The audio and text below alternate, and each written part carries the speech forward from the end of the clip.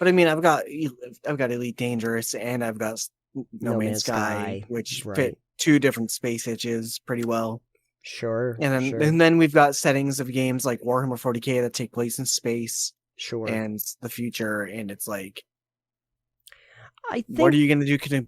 What are you doing to compete with those? I think that it's more that they're trying to compete with something like a Mass Effect. I didn't like Mass Effect, so not hard. Yeah, without the cover-based part. Oh, okay.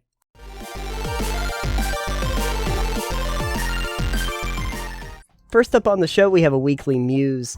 And speaking of ease, Alex, I don't know if you know, but we have to do a little bit of a eulogy today.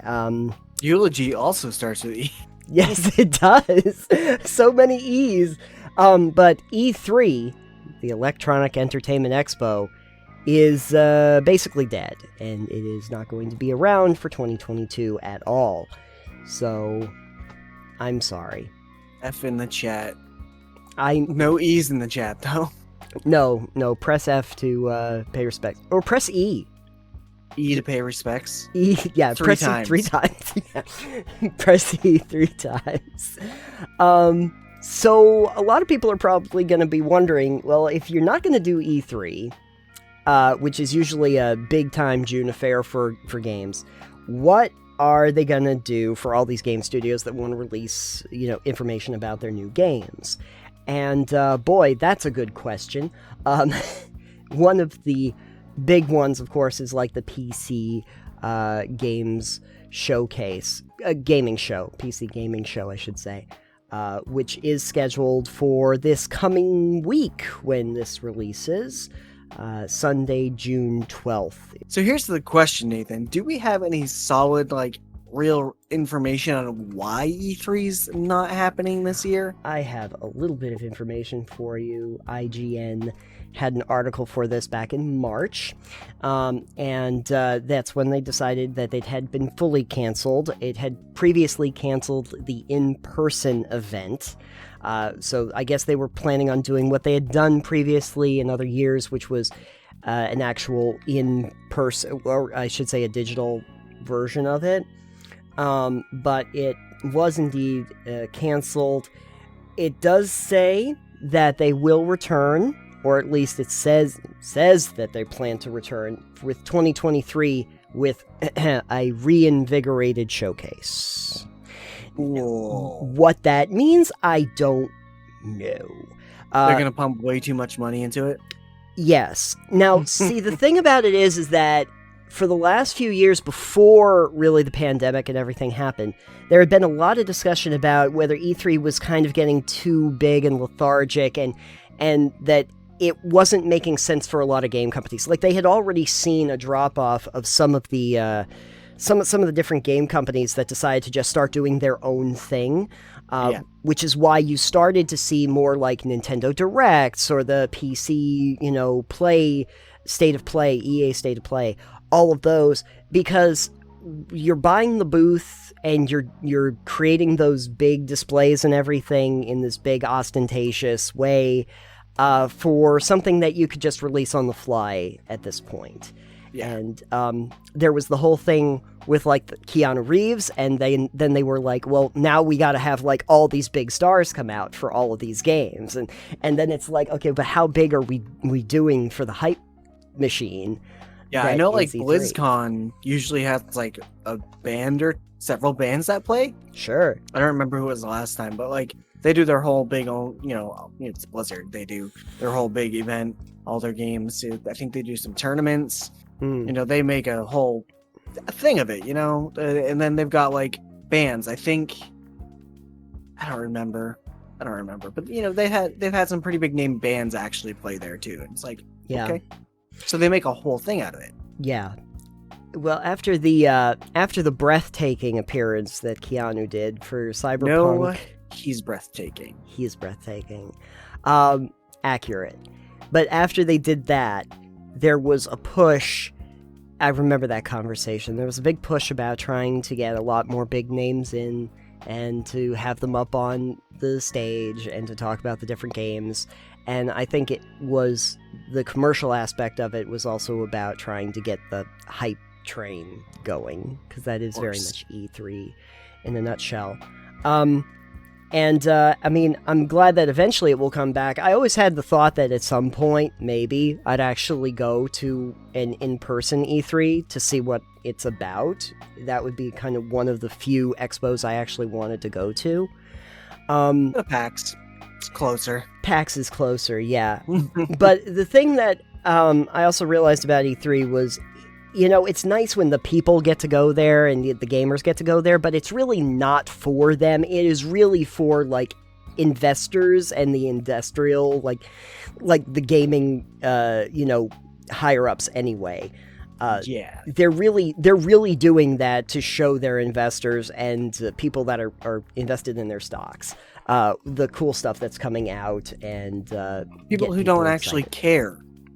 Yeah, about they don't. What's coming out with their games? Yeah, so the gamers are really there to be in the audience and look at the pretty graphics and go,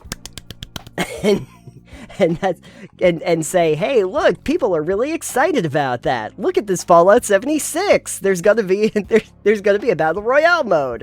Aren't you excited? It's like Fortnite, but you pay for it. You know, it's that. But anyway, so the 2022 E3 event is gone. No digital, no nothing. 2023, large comeback and reinvigorated showcase, like a phoenix rising from the ashes. Maybe it'll be gamer centric. No, but thanks for playing our game. thanks for playing. Anywho, so the question really becomes, if they're not going to be doing E3, the game companies are used to, right around this time, talking about their upcoming stuff.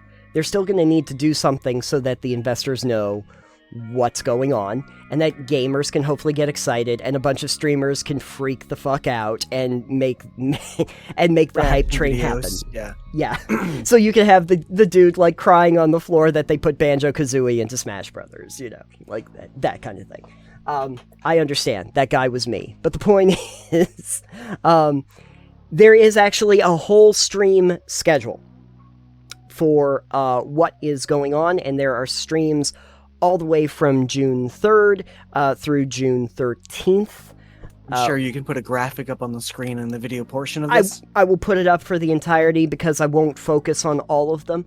But I can tell you that it really does start with, like, PlayStation State of Play and Sega, and that there is a few others. There's an IGN Expo. For some reason, Netflix has a Geeked Week. Because they're trying to make Netflix a place for gaming, remember? Yeah, I know. We talked about this episodes ago. Yeah, that's true. And then the ones that are at the very end of this list are like the Future Games Show, the PC Game Show, and then the Xbox Plus Bethesda Games Showcase. These are the ones that are actually coming out on, like, the 13th. Now, not a lot is really known about what they're going to be showing at this point. We do have an idea that at the PC Gaming Showcase there's supposed to be a couple unannounced games that are going to be revealed from Klee Entertainment and 11-Bit Studios. Clay? Klee? Yeah, Clay. Clay. I think it's Clay. Yeah. And it's the people that make Don't Starve. Yeah. Yeah. And 11-Bit Studios. I don't know 11-Bit offhand. Frostpunk. Oh! They already announced Frostpunk 2 a while ago. Oh, they did? Is Frostpunk the one I'm thinking? Frostpunk's the... Frostpunk is the one that's like the, it's the town builder, but it's in a very, very cold environment, and you have to keep everybody from freezing.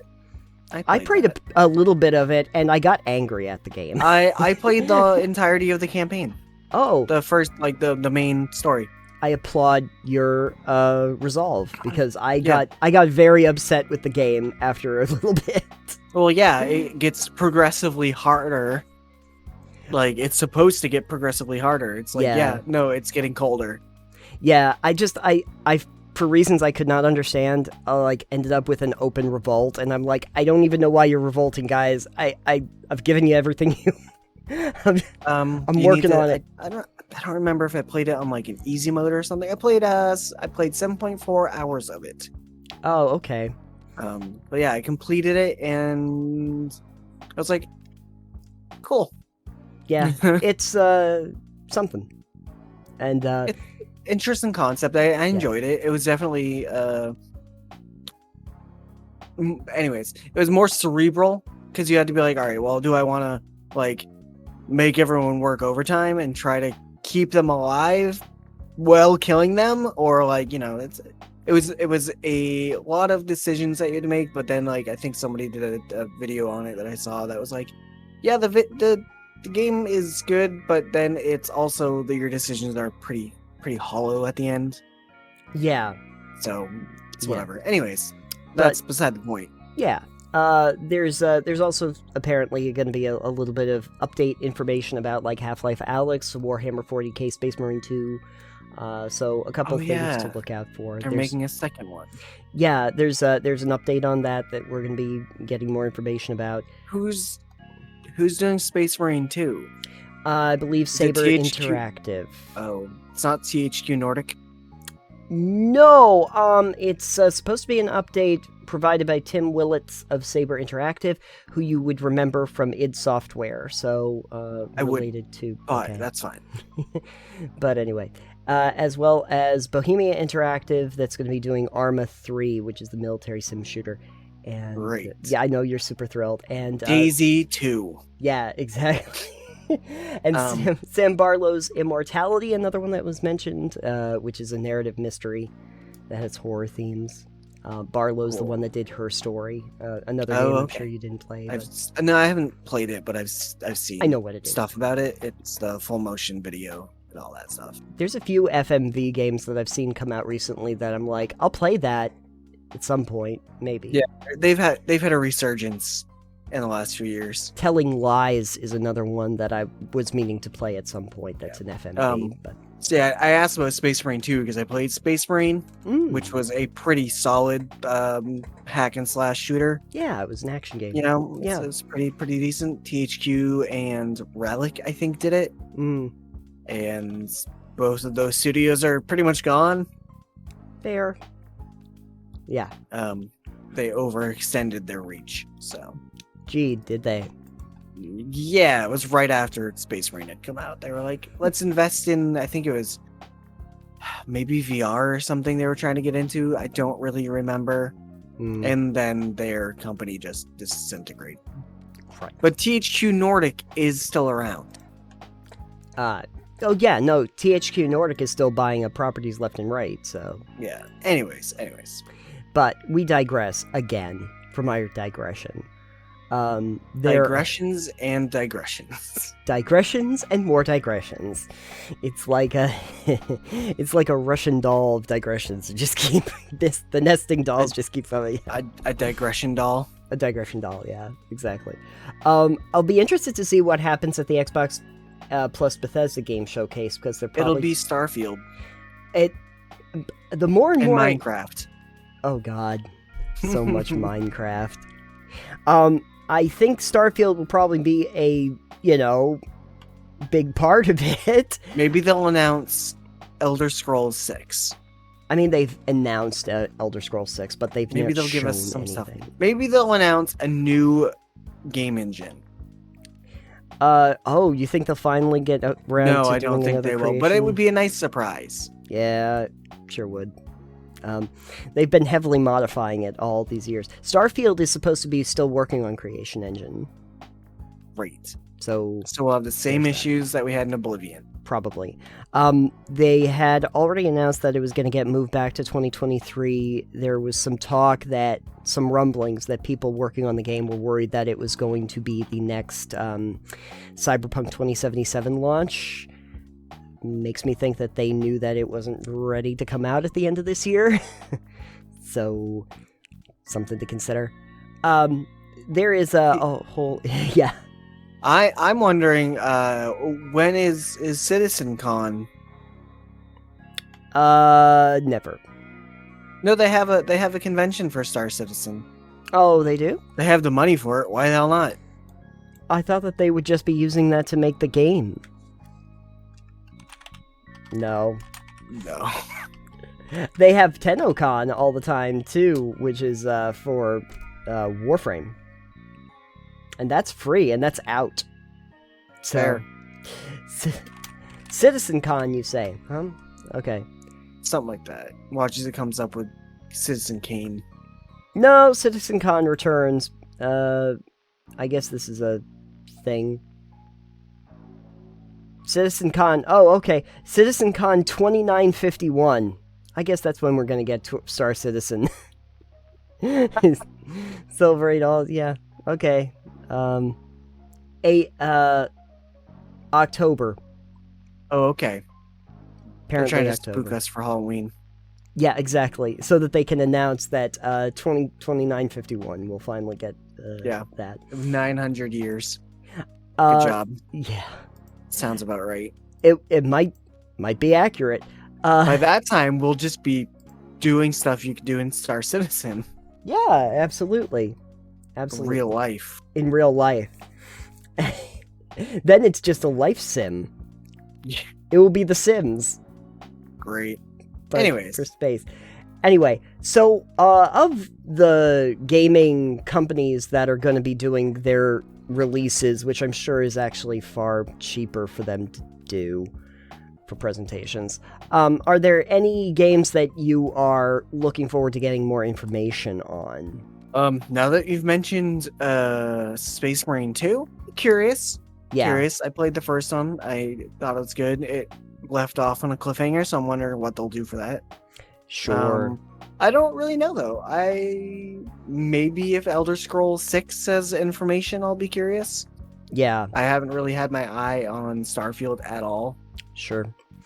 Yeah, and I still don't even really know what Starfield is supposed to. I mean, I kind of think that it's in the vein of a Fallout or an Elder Scrolls, but they're doing it with space. Sure, but if I want that, then currently I've got No Man's Sky. And that's definitely going to be larger than Starfield will ever be. Starfield is. So I don't know. I don't know what Bethesda could do with Starfield that would make me interested. Offhand, I'm sure that it's going to have to be the complexity of the character, customization and the actual storylines. Like if they have places that you can go that are populated with people. I think that there are going to be settlements and stuff where you're actually going to be able to... But I mean, I've got Elite Dangerous and I've got No Man's Sky, which fit two different space itches pretty well. Sure. And then we've got settings of games like Warhammer 40K that take place in space. Sure. And the future, and it's like, I think, what are you gonna do? What are you doing to compete with those? I think that it's more that they're trying to compete with something like a Mass Effect. I didn't like Mass Effect, so not hard. Yeah, without the cover-based part. Oh, okay. I don't think they're going to do that. But at any rate, Starfield would probably be one of the big ones that I would be interested in. I'm mostly just trying to think, one, what is the PC gaming show going to be? Because there's very light information about it right now. And I think the thing that I'm most interested in is that Netflix Geeked Week. I'm not interested in that at all. Well, I just want to know what it is. Like, what are they trying to accomplish? I'm as interested in that as I am interested in YouTube originals. Fair enough. Not. Yeah. Hey, YouTube originals is how we got Cobra Kai. So, just remember that. No. Okay. Anyways, I guess the point of this will be stay tuned, gamers. Stay tuned, because this is going to kind of come to fruition throughout this week and into next. And we are going to be looking out for what new games are getting announced. I don't necessarily even care about the ones that we already know about. I'm more interested in what is going to be new properties that we don't know about.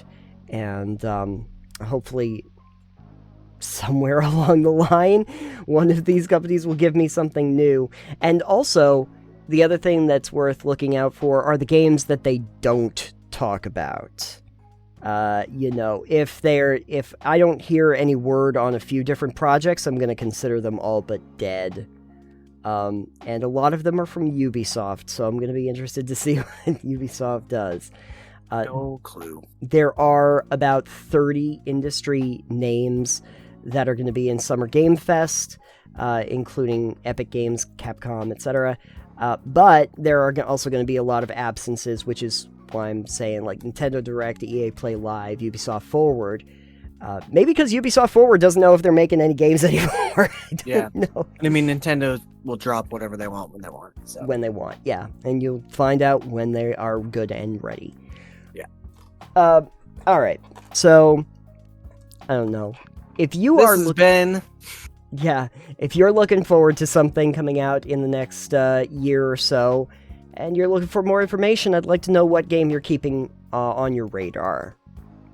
Please let us know in the comments or over on our Discord channel.